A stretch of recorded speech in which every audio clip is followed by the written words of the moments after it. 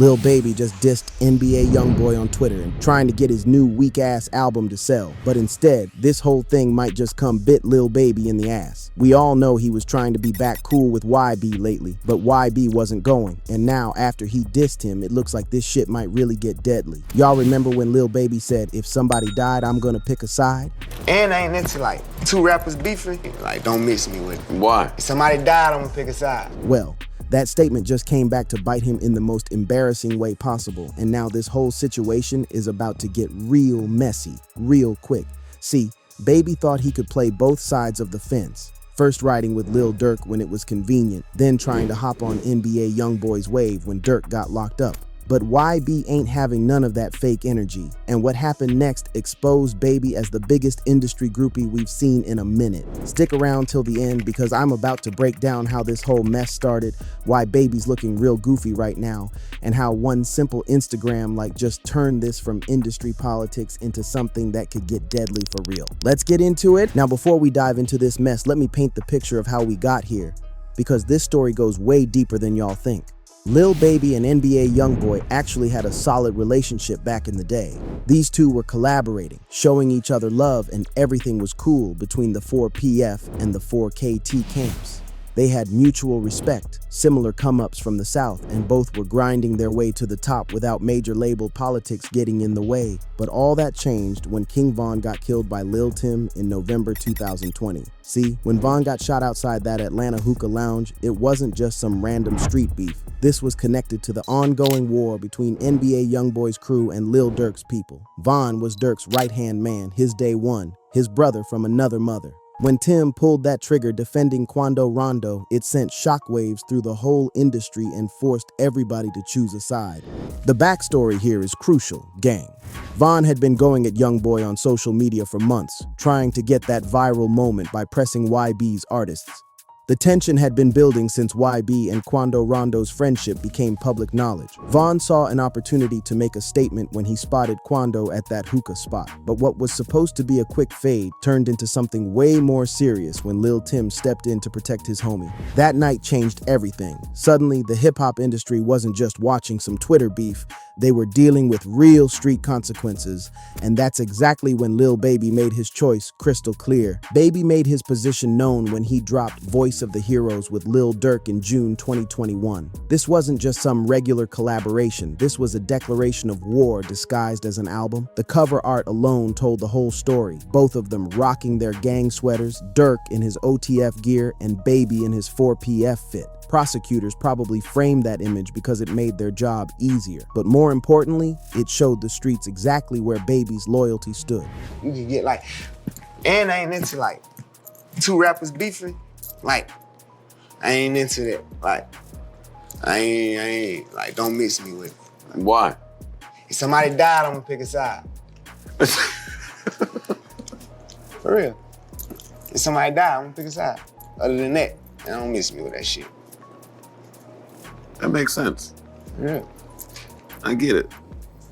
The timing of this project was everything.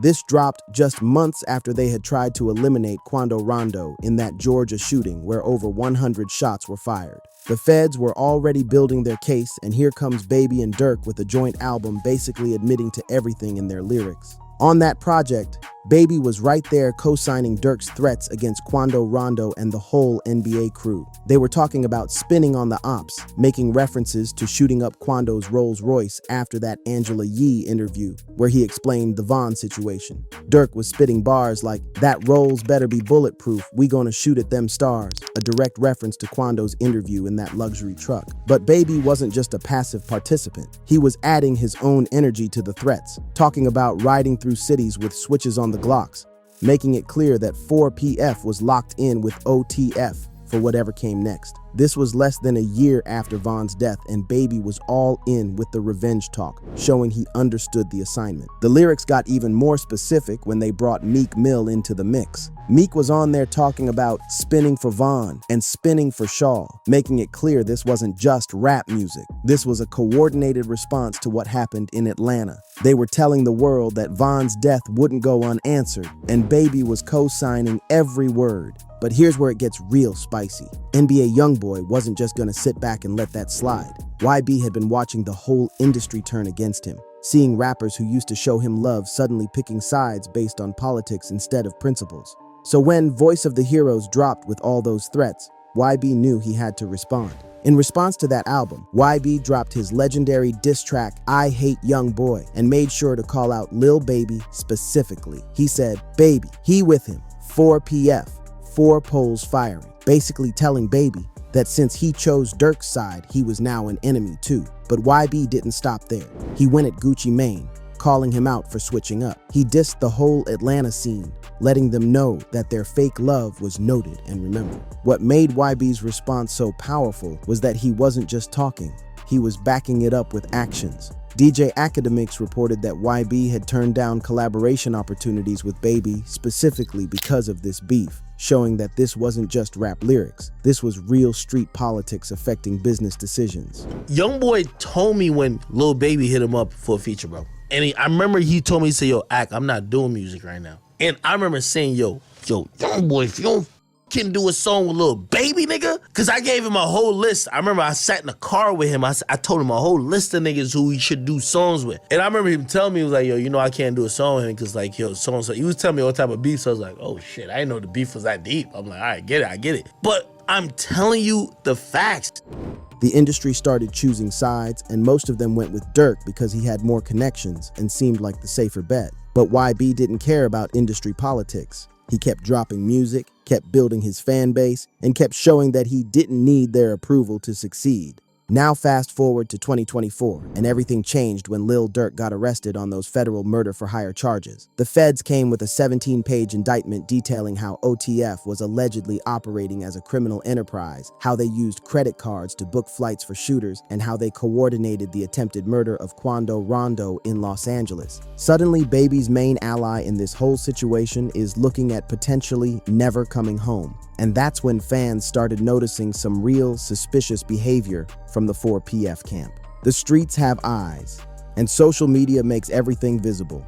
So when Baby started moving different, people peeped game immediately. People started pointing out that Baby had unfollowed Lil Durk on social media and was now liking NBA Youngboy's posts. We're talking about the same dude who was just threatening YB's people on songs, now double tapping YB's Instagram pictures like some kind of fan. The optics were terrible, but Baby kept doing it anyway. The streets noticed, the fans noticed, and most importantly, NBA Youngboy noticed. But instead of calling Baby out directly, YB decided to handle it in the most disrespectful way possible, by coming to Baby's own city and showing him what real power looks like. When YB came to Atlanta for his concert, he decided to send a message that the whole city would hear. This man performed I Hate Youngboy live on stage in Atlanta, Lil Baby's own backyard, and dissed not just Baby, but Gucci Mane, 21 Savage, Lil Durk, King Von, and basically everybody who had picked sides against him. The disrespect was unreal, but what made it even worse for Baby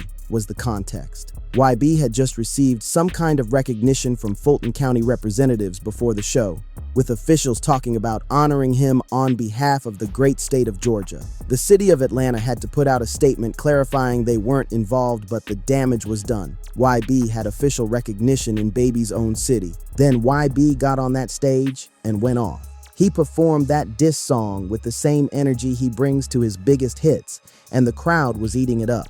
Think about how embarrassing that must have been for Baby. Here's a dude who was just talking about spinning on YB's people, and now YB is in his city, on his turf, dissing him to his face while thousands of people cheer. What do you mean you don't fucking care? Like, this is a huge situation. That's when I realized, yo, bro, Youngboy's just on a different type of time. And Baby couldn't even respond because he was too busy trying to play the reconciliation game. That's some real groupie behavior right there. The streets started calling him wishy-washy and questioning his authenticity. How you gonna go from threatening somebody to trying to be cool with them just because the situation changed? But the most recent development is what really shows how desperate Baby has become.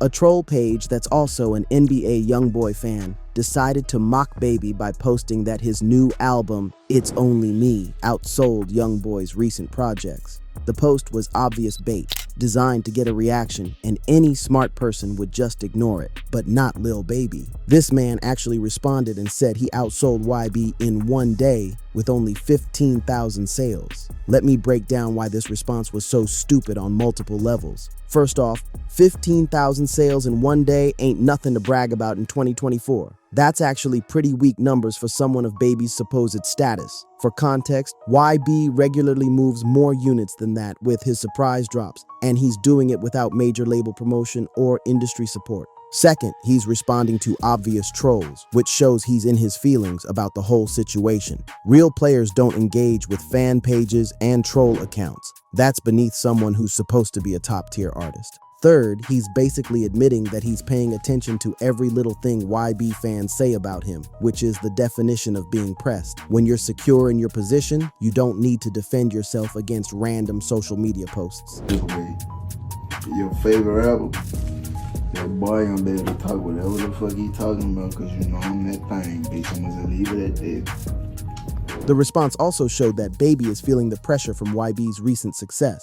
While Baby's album sales have been declining, YB has been selling out arenas and building a cult-like following that doesn't depend on radio play or industry politics. The streets are calling this behavior exactly what it is, fake and opportunistic. 1 minute Baby is with Youngboy, then he's sliding against him with Dirk, and now he's trying to crawl back when Dirk is locked up. That's not loyalty, that's survival instinct kicking in when you realize you picked the wrong side. What makes this even more pathetic is the timing and context.